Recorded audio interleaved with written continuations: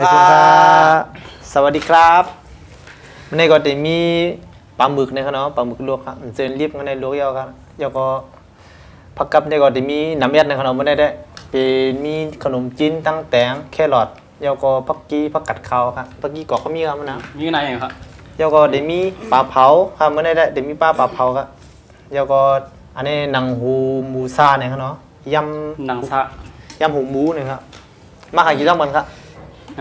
ฟังกันไม่ได้เริ่มกันเนาะจำได้ค่ะนะข้ามละจองกี่ด่านช่ำไหนเนี่ยปลาหมึกเนี่ยไข่ปลาหมึกตั้งมาไอ้ลองกินด้วยนะกันปลาหมึกครับพี่น้องครับมาครับกินด้วยกันครับกินได้ว่าเขาได้ยำปลาลูกจังเลยอร่อยครับพี่น้องครับมาครับโอ้สุดยอดครับอ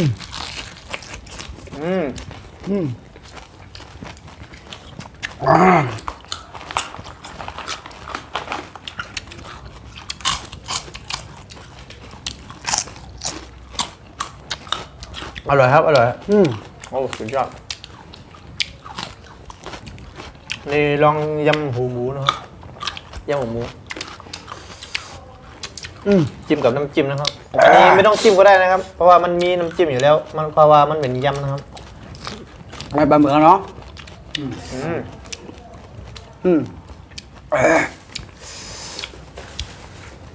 ปลาหมึกฮะโอ้แซ่บแซ่อีแซ่อี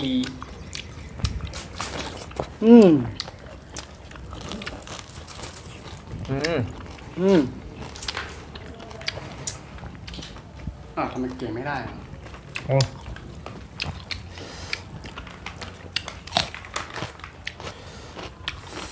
อันนี้ได้เดี๋ยวเรียวนังเป็ดนะครับเนาะตั้งน็อกในที่เป็นเกลือละลายครับนะ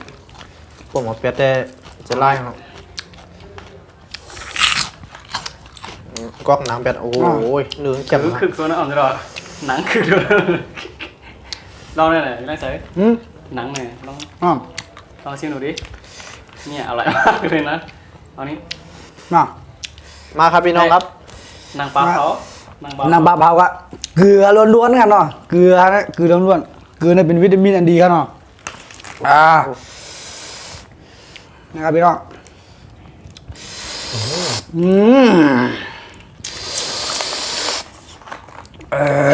แคบพี่น้องโอ้น้ำหยดแล้วเนาะ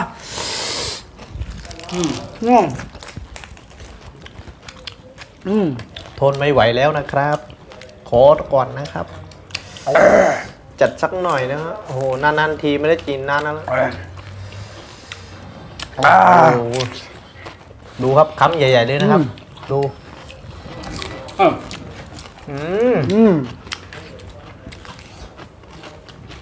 แดงครับพี่น้องครับ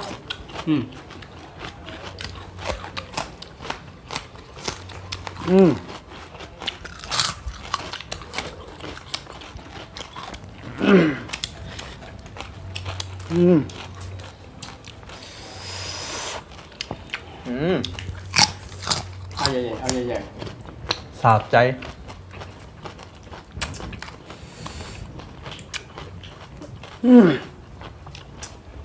วันนี้ก็มีของกินเยอะหน่อยนะครับหลายๆอย่างครับชิมวันนี้กัน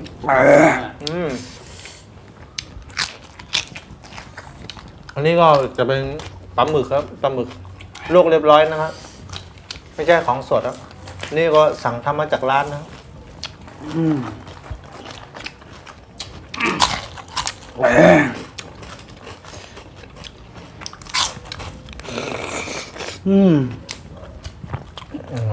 ขอปลาเผาอีกทีนึงนะครับแซ่บพี่น้องครับพี่น้องดูนะฮะเนื้อปลาล้วนๆนะฮะโอ้ใส่เข้าไปเลยนะครับขอขนมจีนหน่อยมันต้องอย่างนี้สิครับเอาสิครับคำใหญ่ๆเลยโอ้ดูครับพี่น้องครับจะเข้าปากได้หรือเปล่าเนี่ยโอ้โหถ้าเราเผ็ดมากเลยไม่อยากพูดอะไรแล้วแน่นอนก็กัดเลยดูครับพี่น้องครับ อันนี้อร่อยนะน้ำจิ้มครับ ลองทำแบบนี้ อืม ว่ามันจะเป็นไงบ้าง อันหนึ่งครับน้องฉันรอดแล้วนะเลยมันแล้วก็จะจิบมันกวนมันแล้วนะครับนะเจอพี่น้องเหรอ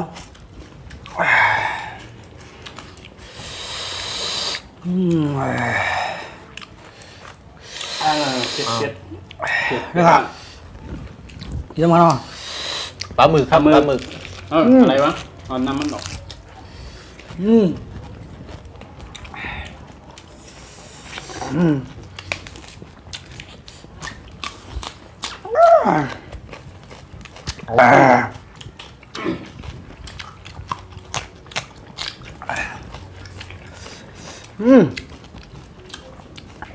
แจ่มนะครับพี่น้องเหรอ ขึ้นเลยกินเนาะปลาเนาะ โอ้ยล้ำกันขนาดพี่น้องนะ มันโบราณนะครับพี่น้องเนาะไม่ได้โบราณนะครับปลาหมึกย่างเองมันปลาจีครับน้องปลาเผาครับแบบนี้ ยำหูหมูครับยำหูหมู แล้วก็หูหมูต้มแน่นอนหูหมูต้มร้านนะฮะขาหมูต้มร้านนะครับ อันมึงเขาว่ามีฮูซ่าที่ทำไมหน่อยพูดหยาบวะ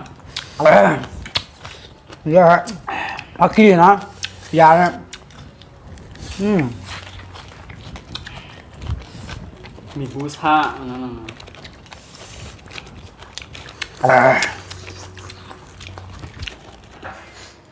เดี๋ยวเพี้ยนจะเป็นหมักแล้ว ดูนะครับเผ็ดขนาดไหนนะครับดูนะครับโอ้โหร้อนใหญ่เลยนะครับ แล้วก็เต้มาแล้ว ไอ้กังแคร์ เฮ็ดน้ำอ่ะแล้วก็เต้แบบนี้น้องเรา เหรอเดี๋ยววันก็วันอย่างนะเพี้ยนก็เพี้ยนอะไร โอ้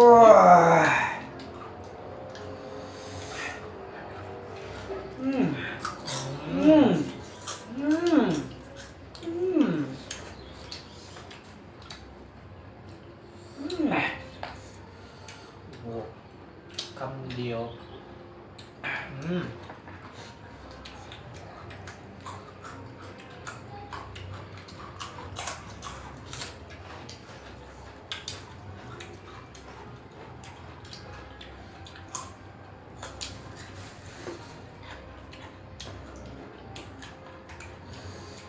ขนมจีนใส่ไปเลยนะครับ ใส่เลย ไม่อร่อยนะ เค้กนี่ก็อร่อยนะโอ้โห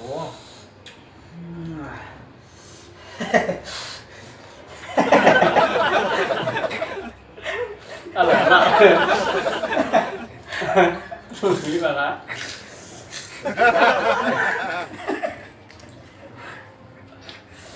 อร่อยอย่างเดียวเลย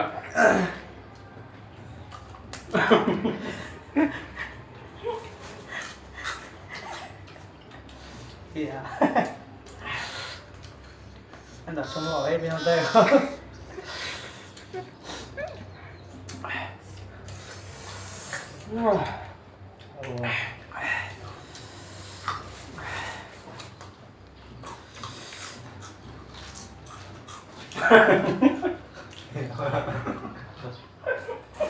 าตั้งกินนี่เขาย่าหนังฟังจีนหนังมองบอส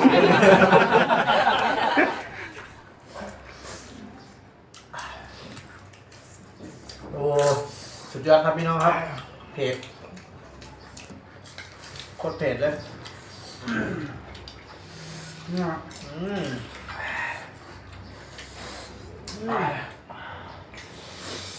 อืมดูนะฮะยำหมูหมูทานเขาเยอะ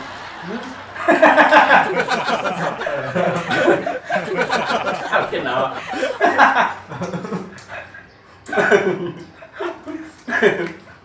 ต่างกันเนาะ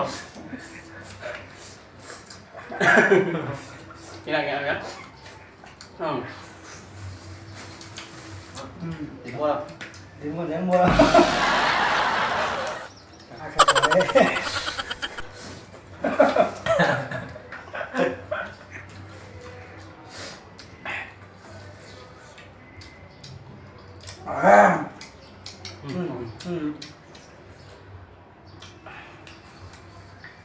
ไม่ได้ครับไม่ได้ก็เขาคำก็ไล่นะมันอ่ะ